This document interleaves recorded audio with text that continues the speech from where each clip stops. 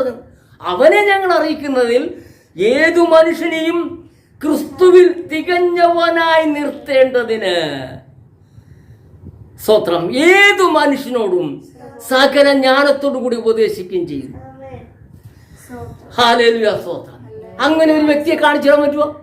കർത്താവ് പറഞ്ഞതുപോലെ മാതൃകാപരമായി ജീവിക്കുന്ന ഒരു വ്യക്തിയെ, വലിയ വലിയ ശുശ്രൂഷകന്മാർ ഉണ്ടല്ലോ, വലിയ വലിയ മെഗാ ശുശ്രൂഷന്മാരുണ്ടല്ലോ. പ്രിയപ്പെട്ട സഹോദരി സഹോദരന്മാർ, നിങ്ങളൊന്ന് മനസ്സിലാക്കുക, ക്രിസ്തുവിൽ തികഞ്ഞ ഒരു വ്യക്തിയെ കാണിച്ചു തരാൻ പറ്റുമോ? അപ്പൊ എന്ത് ശുശ്രൂഷ നടക്കുന്നത്? അവിടെ വ്യക്തമായി പറയുന്നുണ്ട്, 29-ാമത്തെ വാക്യം, അതിനായി ഞാൻ എന്നിൽ ബലത്തോടെ വ്യാപരിക്കുന്ന അവന്റെ വ്യാപാര ശക്തിക്കൊത്തവണ്ണം പോരാടിക്കൊണ്ട് അധ്വാനിക്കുന്നു. ഇന്ന് ദൈവസന്നിധിയിലിരിക്കാൻ അവർക്ക് നേരമില്ല.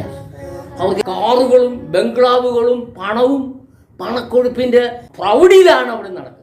അവർക്ക് എങ്ങനെ ദൈവസന്നിധിയിലിരിക്കാൻ കഴിയുന്നു?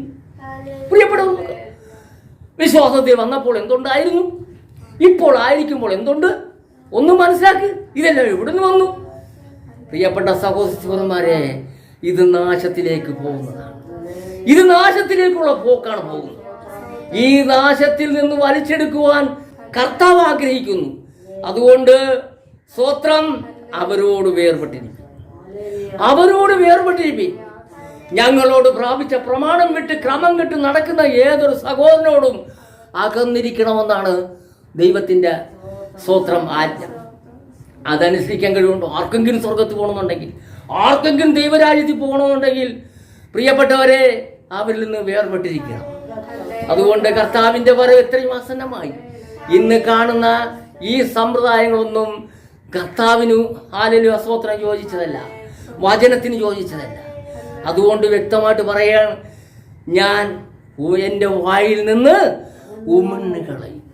ഞാൻ ധനവാൻ സമ്പന്നനായിരിക്കുന്നു, എനിക്കൊന്നിനും മുട്ടില്ല എന്ന് പറയാൻ ഇന്ന് സഭക്ക് കഴിയും. പക്ഷേ ഞാൻ ധനവാൻ സമ്പന്നനാകുന്നു എന്ന് പറയുമ്പോൾ ദൈവത്തിന്റെ വചനവും ദൈവവും കർത്താവും പറയുന്നു, ആത്മീകമായി നീ സമ്പന്നനാകേണ്ടതിന് തീയിൽ ഊതിക്കഴിച്ച പൊന്നും നിന്റെ നഗ്നതയുടെ ലജ്ജ വെളിവാകാൻ ധരിക്കാൻ വെള്ളയുടുപ്പും, തേജസ്സാവുന്ന വെള്ളയുടുപ്പും, നിനക്ക് കാഴ്ച ലഭിക്കേണ്ട കണ്ണിലുള്ള ലേപവും എന്നോട് വിലക്ക് വാങ്ങുവാൻ ഞാൻ നിന്നോട് ബുദ്ധി പറയുന്നു.